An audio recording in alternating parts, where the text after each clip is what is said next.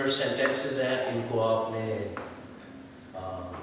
6 7 یا 10 میں بند کرنا مشکل ہو جاتا ہے بعض اوقات، کیونکہ یہ کلمے جو ہیں یہ بہت امپورٹنٹ ہیں، تو بات کرنے کی جو ایکسپلوریشن ہے وہ لمبی ہو جاتی ہے۔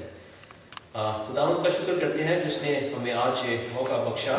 قاری صاحب نے جو حوالہ پڑھا میں اس کو دوبارہ پڑھوں گا، کیونکہ یہ جو دوسرا کلمہ ہے میں نے اس کو نام دیا ہے it's the word of salvation, کیونکہ اس میں نجات ہے۔ اور یہ جو رابر، جس کو کرمنل بھی کہا گیا ہے، تھیف بھی کہا گیا ہے، اردو کی بائبل میں ڈاکو لفظ استعمال کیا گیا ہے، تو میرا خیال ہے کہ ہم سب اس سینر کا جو کیریکٹر ہے اس کو ریپرزینٹ کرتے ہیں۔ تو یسایہ نبی کی کتاب میں لکھا ہے وہ خطا کاروں کے ساتھ شمار کیا گیا، تو بھی اس نے بہتوں کے گناہ اٹھا لیے اور خطا کاروں کی شفاعت کی۔ بہت عمدہ اور خاص آیت ہے۔ اور پھر آج جب میں گھر سے نکلا لسننگ ٹو ریڈیو، تو اس میں ایک بڑی اچھی آیت میں نے ریڈیو پہ سنی، تو اس کا بھی آپ کے ساتھ میں بیان کرنا چاہتا ہوں۔ اس میں بھی خداوند یسوع مسیح کے ایمان کا اقرار بتایا گیا ہے کہ یہ کیوں ضروری ہے، کہ چنانچہ کتاب مقدس یہ کہتی ہے کہ جو کوئی اس پر ایمان لائے گا وہ شرمندہ نہ ہو۔ جو کوئی، یہ لفظ جو ہے اس کے اوپر غور کریں کہ یہ ضروری نہیں کہ اس کی کوئی خاص مسیحی ایمان کے لیے کچھ ریکوائرمنٹس ہے، صرف ایمان جو ہے وہی ضروری ہے۔ لکھا یوں کیا گیا ہے دوسرے کلمے کے لیے، پھر جو بدکار صلیب پر لٹکائے گئے تھے ان میں سے ایک اسے تانا دینے لگا کہ کیا تو مسیح نہیں؟ تو اپنے آپ کو اور ہم کو بچا۔ مگر دوسرے نے اسے جھڑک کر جواب دیا کہ کیا تو خدا سے بھی نہیں ڈرتا، حالانکہ اسی سزا میں گرفتار ہے۔ ہماری سزا تو واجبی ہے کیونکہ اپنے کاموں کا بدلہ پا رہے ہیں، لیکن اس نے کوئی بیجا کام نہیں کیا۔ پھر اس نے کہا، اے یسوع، جب تو اپنی بادشاہی میں آئے تو مجھے یاد کرنا۔ اس نے اس سے کہا، میں تجھ سے سچ کہتا ہوں کہ آج ہی تو میرے ساتھ فردوس میں ہو۔ یہ کلمہ مسیحی ایمان کا ایک خلاصہ ہے، کیونکہ مسیح انسان بنا اور وہ سب چیزوں پہ اختیار رکھتا ہے۔ نجات اور فضل کا بیان کیا گیا ہے، ازلی زندگی صرف یسوع کے ہاتھ میں ہے۔ نہ صرف یہ سالویشن کا، بچائے جانے کا، نجات کا کلمہ ہے، لیکن اس کے ساتھ ساتھ ضروری بات جو بہت اہم اس کے اندر بتائی گئی ہے وہ یہ ہے کہ یہ ہمارے جو اعمال ہیں وہ ہمیں نہیں بچا سکتے۔ آپ کسی بھی پہلو میں اعمال اور نجات کو مکس نہیں کر سکتے، کیونکہ یہ دونوں بالکل الگ الگ چیزیں ہیں۔ خدا یسوع مسیح کا دو ڈاکوں کے درمیان میں مسلوب کیا جانا کوئی اتفاق نہیں۔ اعمال کی کتاب میں لکھا ہے، تاکہ جو کچھ پہلے سے تیری قدرت اور تیری مصلحت سے ٹھہرا گیا وہی عمل میں لائیں، کیونکہ یہ ہونا ضروری تھا۔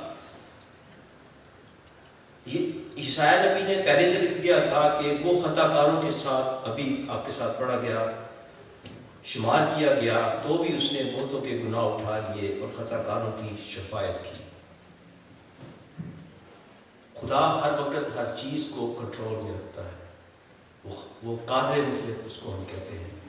اس لیے آپ کو یاد ہوگا کہ جان ایف کینیڈی جوانی کی عمر میں اس کو قتل کیا گیا، اور تقریباً اسی عمر میں اس کا بیٹا جو تھا وہ پلین کے کریش میں مر گیا۔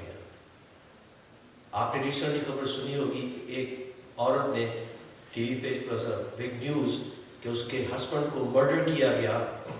The day اس نے اپنے ہسبینڈ کو بیری کیا، they came back home، اس نے اپنی گاڑی پارک کی اور اس کا 4 سال کا بیٹا گاڑی کے پیچھے بیٹھا تھا۔ جو کہ اس نے گاڑی کو پارک کیا، he opened the door, in between the car, he ran to her, his grandmother, there was a minivan coming, struck the child and killed him. अभी उन लोगों ने खाना नहीं खाया था, and her son died too. Bruce Lee बहुत बड़ा एक्टर था, बहुत सी फिल्में उसने बनाई, जवानी में उसको अभी तक पता नहीं चला क्या हुआ था, but he was killed. और जब उसका बेटा बड़ा हुआ, हॉलीवुड में उसने 1 या 2 फिल्में बनाई थी, तो जो बुलेट फेक यूज करनी थी, we don't know what happened, असली बुलेट यूज की गई, और ब्रूस ली का बेटा एग्जैक्टली उसी उम्र में मर गया।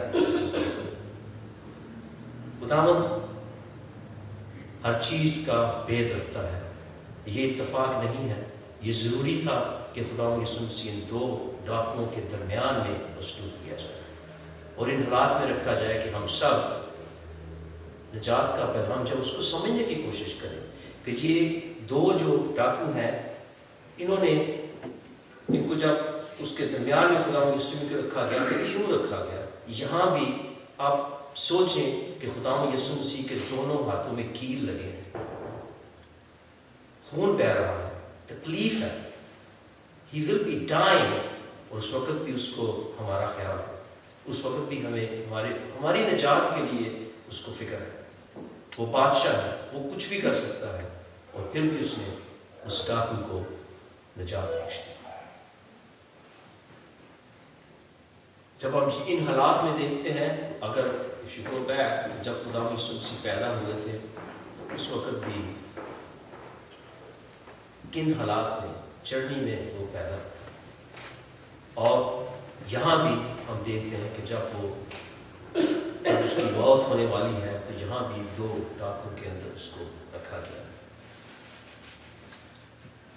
आप दुआ कैसे करते हैं? जब आप दुआ करते हैं, नॉर्मली जब हम दुआ करते हैं तो हम ये कहते हैं कि खुदावंद हमें ये दे, खुदा हमें ये दे, लेकिन मैं सोचता हूँ कि जब हम दुआ करें तो उस डाकू की तरफ अपने गुनाहों का इकरार करें, अपने ईमान का इकरार करें, और खुदावंद को माने कि वो बनाने वाला है, वो सारी दुनिया का खालिक और मालिक है।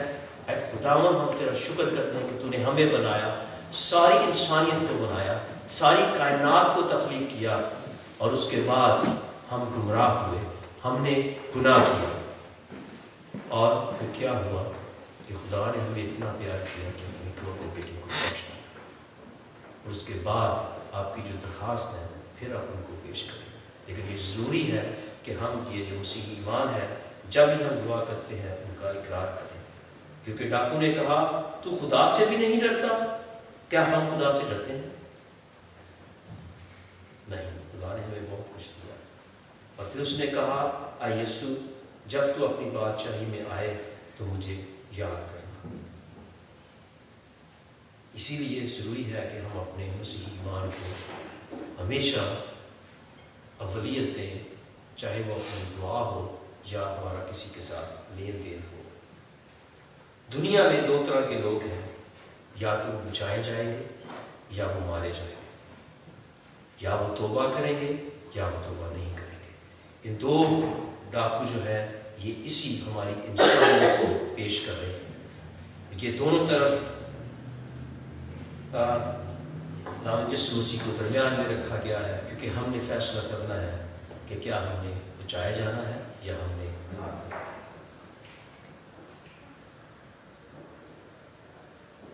हमारी सजा तो वाजिबी है, क्योंकि हम अपने कामों का बदला पा रहे हैं। इन अल्फाज में निजात है उस डाकू के लिए और हमारे लिए भी, क्योंकि ये जो अल्फाज हैं इनमें साल्वेशन और मर्सी है। इफ्सियों के ख़त में पौलुस ने लिखा है, क्योंकि तुमको ईमान के वसीला से फजल ही से निजात मिली है, और ये तुम्हारी तरफ से नहीं, ये खुदा की बख्शिश है। हम कुछ नहीं कर सकते। हम जिंदगी में जितनी भाग दौड़ लगाएं, अपना चंदा दें, चर्च आए, 7 दिन हमें चर्च आ जाए, सुबह शाम हम दुआ करते रहे, क्या आप अपनी साल्वेशन के कुछ कर सकते हैं? अब नहीं कर सकते। सिर्फ खुदावंद यीशु मसीह जो है उसके ऊपर ईमान लाना जो है वो ज़रूर है। افسیوں کی جو کتاب ہے، یہ جو خطوط لکھے گئے ہیں، ان کو آپ پڑھیں، اس میں بار بار لکھا گیا ہے نہ صرف کہ مسیحی ایمان کی جو خاص کتاب ہے وہ افسیوں کی کتاب ہے، اس میں بار بار یہ ذکر کیا گیا ہے کہ ہم اعمال کے وسیلہ سے نہیں بچائے جا سکتے۔ بہت سے مذاہب اس کے اوپر زور دیتے ہیں کہ فلاں شخص ساری عمر اپنی زندگی اس نے پاکیزگی میں گزار دی، کیا وہ بچایا جائے گا؟ نہیں، مسیحی ایمان کے وسیلے سے صرف وہ بچایا جائے گا جو اپنی زبان سے خداوند یسوع مسیح کا اقرار کرے گا، اس ڈاکو کی طرح جس نے اپنی سلیبی اپنی اس نے فکر کی اور اب دوسرے ڈاکو کو کہا کہ نہیں، یہ ایسا نہیں ہے، اس انسان میں کوئی گناہ نہیں ہے، یہ پاک ہے، ہم نے گناہ کیا ہے اس لیے ہمیں سزا مل رہی ہے۔ اے یسوع، جب تو بادشاہی میں آئے تو مجھے یاد رکھنا، اس لیے کہا گیا کیونکہ نجات خداوند یسوع مسیح کی ذات کی بنیاد پر ان کو عطا ہوتی ہے جو اس کے بالکل لائق اور حقدار ہے۔ ابدی زندگی ایمان، کیونکہ انسان کھویا ہوا، قصوروار اور گناہگار ہے، اور خداوند یسوع کو قبول کرتا ہے اور اپنے آپ کو اس کے حوالے کرتا ہے۔ یہ اس انسان کی ڈیفینیشن ہے جس کو نجات ملے گی۔ جب ہم گناہ میں ہیں تو ضروری ہے کہ ہم اپنی زندگی اس کے حوالہ کریں۔